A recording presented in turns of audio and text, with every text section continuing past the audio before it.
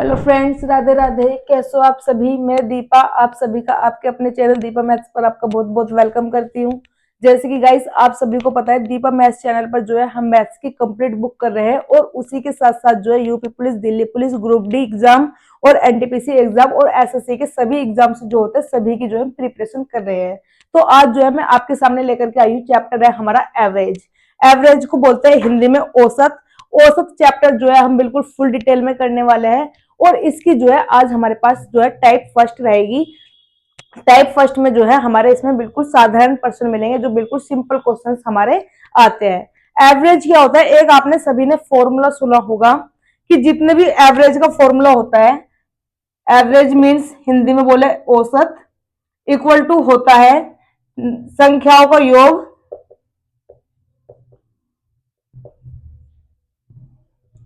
Upon में जो होता है कुल संख्या। ये हमारा जो है एवरेज का फॉर्मूला होता है, संख्याओं का योग बट्टे में कुल संख्या। तो इसी जो ये वाला हमारा फॉर्मूला है, इसी फॉर्मूले के आधार पर जो है हम सारे क्वेश्चंस जो है करने वाले हैं। जैसे कि हमसे औसत का जो संख्याओं का योग होगा, संख्याओं का योग का जो फॉर्मूला निकलेगा वो निकलेगा औसत गुना कुल संख्या। औसत में अगर मैं कुल संख्या की गुना करती हूं, औसत में अगर मैं कुल संख्या की गुना करूंगी, जितने भी हमारे पास नंबर्स देगा वो बराबर होगा योगफल के।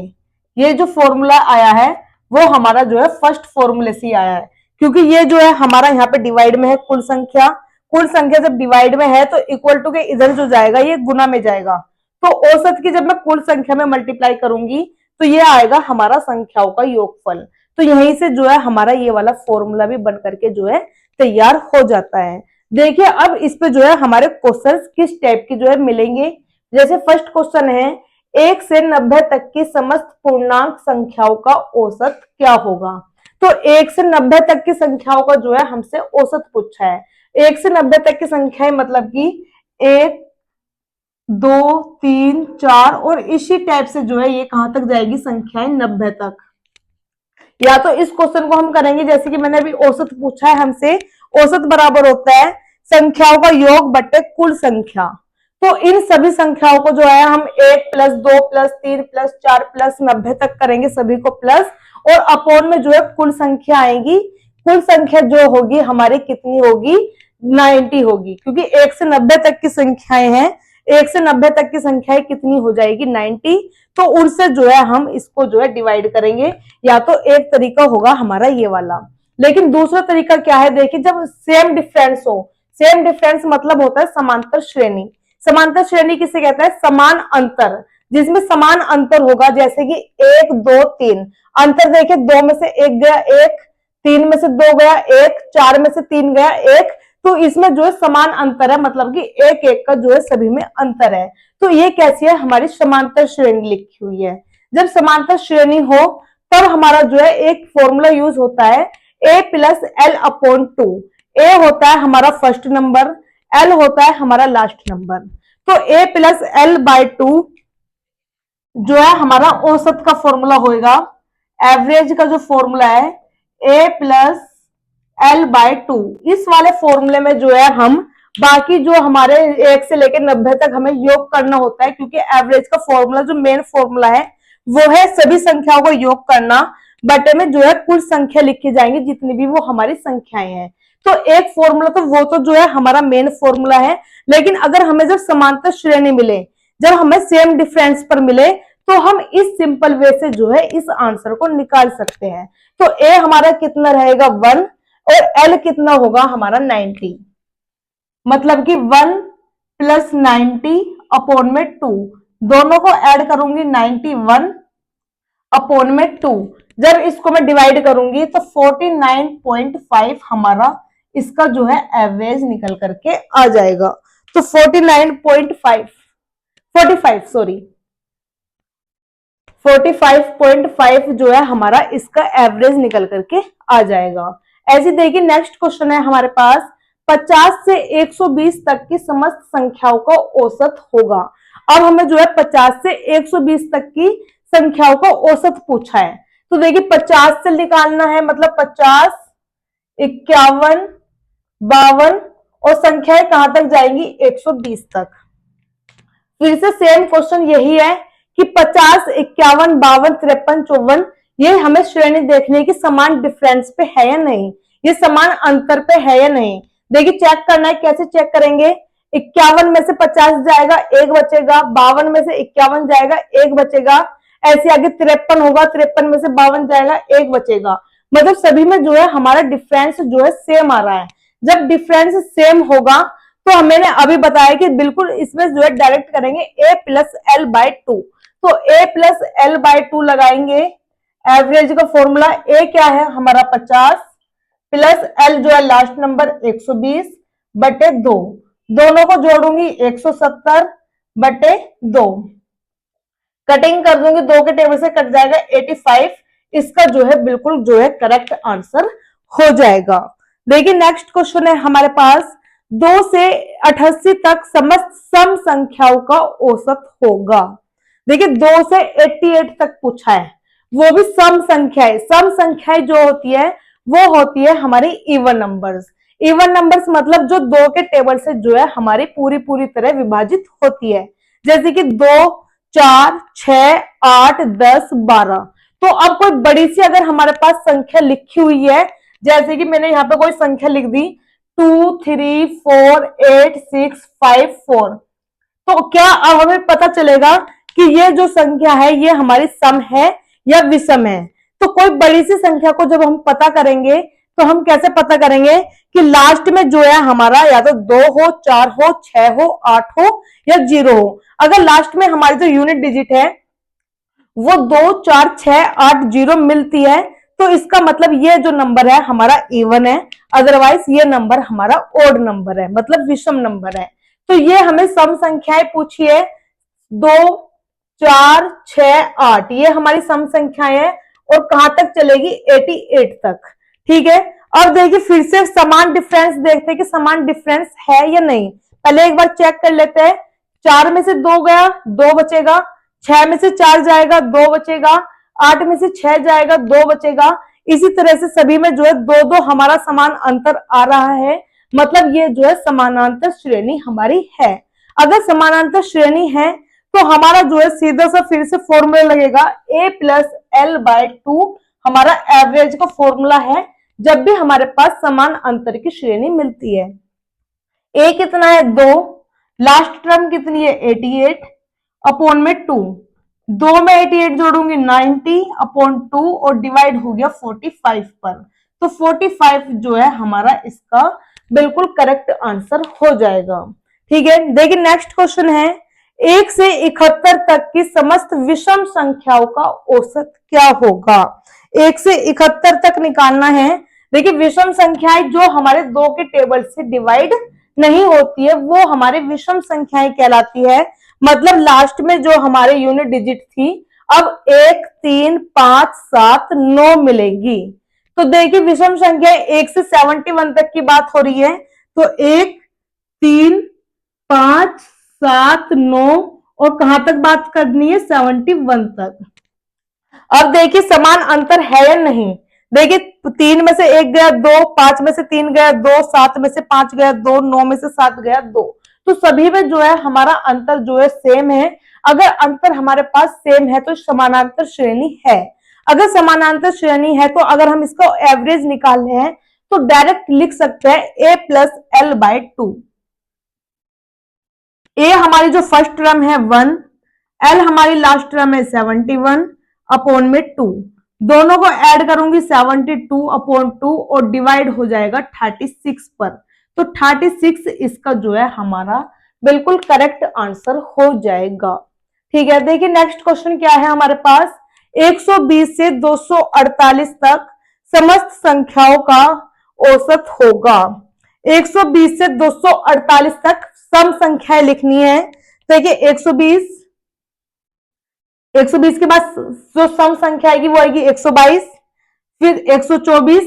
देखो 121 नहीं आएगी क्योंकि वो विषम है, 123 नहीं आएगी क्योंकि वो विषम है, और इसी तरह से हमें कहां तक लिखनी है 248 तक। अब देखिए फिर से चेक करना है कि ये हमारी समानांतर श्रेणी है या नहीं। 122 में से 120 घटाऊंगी 2, 124 में से 122 घटाऊंगी 2, तो ये मतलब हमारी समानांतर श्रेणी है। समानांतर श्रेणी है तो a प्लस एल बाई 2 का फॉर्मूला आएगा।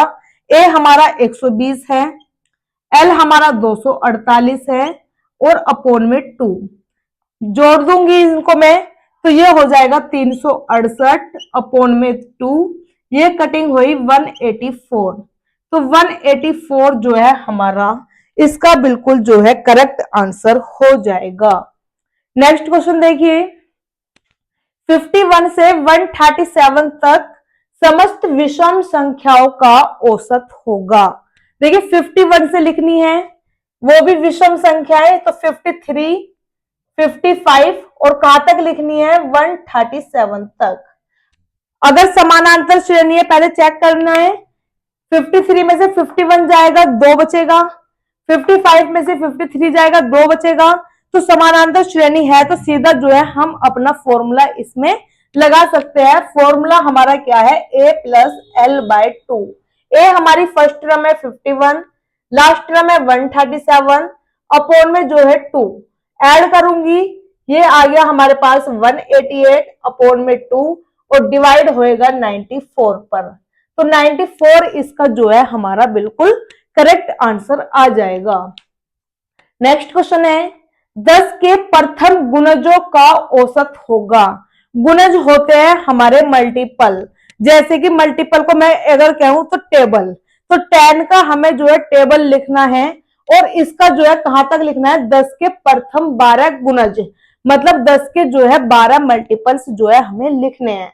तो 10 का टेबल लिखूंगी 12 तक, 10 एकम 10, 10 दूनी 20, 10 तिया 30, 10 चौक 40 और ऐसे कहां तक लिखना है मुझे 12 तक, तो 10 की गुना 12 में करूंगी 120। अब हमें चेक करने देखो, पहले तो टेबल लिखा हुआ है, टेबल जो होता है वो अपने समान अंतर पे ही होता है। जैसे कि मैं अगर 10 का टेबल लिखा है तो 20 में से 10 जाएंगे 10, 30 में से 20 जाएंगे 10, 40 में से 30 जाएंगे 10। तो जो भी टेबल होता है वो अपना जो है समान अंतर पर ही होता है, तो ये समानांतर श्रेणी हमारी है। अगर ये समानांतर श्रेणी है तो हमारा फॉर्मूला होगा a प्लस एल बाई 2। ए हमारी 10 है, एल हमारा लास्ट टर्म 120 बटे 2, 130 बटे 2 डिवाइड हो जाएगा 65, तो 65 जो है इनका सही औसत रहेगा। नेक्स्ट क्वेश्चन है, 10 के 18वें गुणज से 40वें गुणज तक का औसत होगा। देखिए 10 का जो है 18वें गुणज से लिखना है, तो 10 का 18वां गुणज होगा मतलब कि 10 गुना 18 180, 10 के 18वें गुणज से, इससे आगे के अब लिखने हैं हमें और कहां तक लिखने हैं 40वें गुणज तक। 10 का 40 गुणज क्या होगा, 10 का 40वां गुणज होगा 10 गुना 40 400, तो यहां तक जो है हमें यहां तक लिखनी है।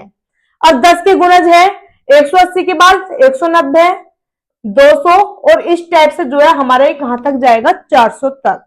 अब हमारा फिर से टेबल है तो समानांतर श्रेणी पर ही है, तो समानांतर श्रेणी में सीधा फॉर्मूला होता है a प्लस एल बाई 2। ए हमारा 180 है, एल हमारा 400 है, अपोन में जो है 2 जुड़ के हुआ 580 बटे 2, कटिंग हो जाएगी 290। 290 जो है इसका बिल्कुल सही सही आंसर हो जाएगा। नेक्स्ट क्वेश्चन देखिए, 130, 145, 160 डैश डैश डैश 900 तक का औसत क्या होगा।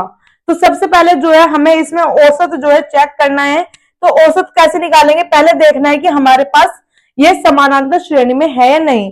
अगर समानांतर श्रेणी में है तो a प्लस एल बाई 2 लगाएंगे, अगर नहीं है तो ये वाला जो हमारा फॉर्मूला था स्टार्टिंग में, सभी संख्याओं का योग करेंगे और उसमें जो है जितने भी हमारे पास संख्याएं हैं वो हम डिवाइड करेंगे। तो देखिए पहले 145 में से 130 जाएगा 15 बचेगा, 160 में से 145 जाएगा 15 बचेगा, मतलब ये जो है समानांतर श्रेणी में हमारे पास जो है।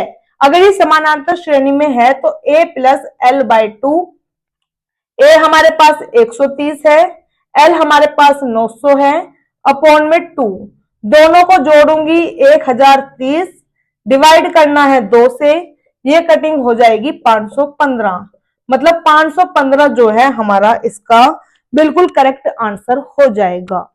नेक्स्ट क्वेश्चन देखिए, 144, 156, 168, 180 डेड डेड डैश 360 तक का औसत होगा। तो देखिए 144, 156, सबसे पहले हमें अंतर चेक करना है कि अंतर हमारा सेम आ रहा है या नहीं। 156 में से 144 घटाऊंगी 12 बचेगा, 168 में से 156 घटाऊंगी 12 बचेगा, 180 में से 168 घटाऊंगी 12 बचेगा। मतलब अंतर जो है हमारे पास सेम है। सेम है तो सीधा लगाएंगे a प्लस एल बाय 2। ए कितना है 144 है, एल है हमारा 360, अपॉन में क्या है 2। दोनों को ऐड करेंगे 504 बटे 2, 2 से डिवाइड करूंगी 252, इसका बिल्कुल करेक्ट आंसर होगा। इसका मतलब अब हमने देखा है कि या तो हमारे पास सम संख्याएं हो, या हमारे पास विषम संख्याएं हो, या कोई भी समानांतर में संख्याएं हो, या फिर किसी भी गुणज का हो। सभी में जो है हमारा जो फॉर्मूला लग रहा है वो a प्लस एल बाय 2 लग रहा है। कंडीशंस है या तो सभी सम संख्याएं लगातार होनी चाहिए, जैसे कि लगातार लिखी हुई है, ये सभी संख्याएं जो सम थी वो लगातार लिखी हुई थी, बीच में गैप उनमें नहीं होना चाहिए, या फिर वो गुणज हो या मल्टीपल हो या इवन नंबर हो या ओड नंबर हो, सभी में जो है हमारा एक ही फॉर्मूला काम कर रहा है a प्लस एल बाय 2। अब देखिए नेक्स्ट क्वेश्चन हमारे पास है थोड़ा अलग। सोमवार, मंगलवार तथा बुधवार का औसत तापमान 45 डिग्री सेल्सियस है। मंगलवार, बुधवार तथा गुरुवार का औसत तापमान 42 डिग्री सेल्सियस है। यदि सोमवार का तापमान 49 डिग्री सेल्सियस रहा हो तो गुरुवार का तापमान कितना होगा। देखिए सोमवार, मंगलवार, बुधवार 3 दिन की बात करिए, मंडे, ट्यूसडे और वेडनेसडे। अगर मैं 3 दिन की बात कर रहा है, अभी एक मैंने फॉर्मूला बताया योगफल, अगर तीनों का योगफल होगा तो योगफल किसके बराबर है, औसत गुना कुल संख्या के। औसत गुना कुल संख्या, और हमें क्या दिया है, इनका औसत दिया है 45 डिग्री सेल्सियस क्या है हमारे पास औसत है। कुल संख्या कितनी है, कुल संख्या भी हो सकती है, कुल दिन भी हो सकता है, कुल महीने भी हो सकता है, इसका मतलब है नीचे टोटल होना चाहिए जो भी है। तो ऊपर कितने हैं, सोमवार, मंगलवार, बुधवार, तो कितने संख्याएं हैं हमारे पास 3। अगर योगफल निकालना है तो योगफल का निशान लगा दे तीनों में। इनका औसत दिया है हमें 45 डिग्री, इन तीनों का औसत कितना दिया है 45 डिग्री। अगर मैं औसत में गुना करती हूँ संख्या की तो मेरे पास आता है योगफल। संख्याएं कितनी होगी, 1 2 3, 3 की मल्टीप्लाई अगर मैं 45 में करूंगी तो मेरे पास यहाँ पे जो 135 आया है वो इन तीनों का क्या निकल करके आ गया, योगफल। अब देखिए आगे, मंगलवार, बुधवार तथा गुरुवार का औसत तापमान 42 डिग्री सेल्सियस है। कौन कौन से है, मंगलवार मतलब ट्यूसडे, वेडनेसडे और गुरुवार थर्सडे। इन 3 दिन की है, यहां भी 3 दिन ही है। इनका जो औसत दिया है वो दिया है 42 डिग्री।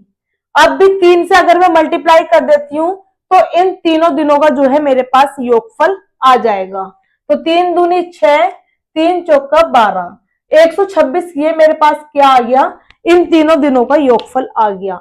ऊपर है सोमवार, मंगल, बुध का योगफल, नीचे बुध, बृहस्पति, सॉरी मंगल, बुध और गुरुवार का मेरे पास औसत का योगफल आया। अब हमसे कहा है इन्होंने सोमवार का जो तापमान है, मतलब जो मंडे है उसका तापमान 49 डिग्री है, तो गुरुवार का तापमान क्या होगा।